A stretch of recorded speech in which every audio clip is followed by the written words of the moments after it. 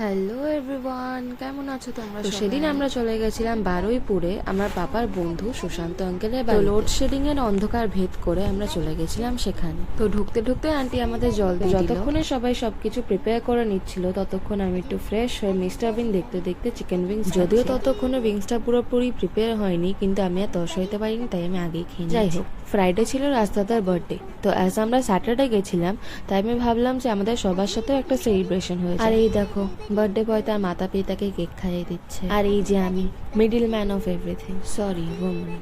তো যাই হোক, তারপরে আমরা আমাদের রাতের ডিনার করে নিয়েছিলাম। আর আজকের ব্লগটা আরে দাঁড়াও দাঁড়াও দাঁড়াও, এখনো ব্লগ শেষ হয়নি। রাত 12:30 বাজে আমরা বেরিয়েছিলাম আইসক্রিমের পাগলামো করতে করতে, একটা গাড়িতে গুতোগুতি করতে করতে আমরা চলে গেলাম সেখানে।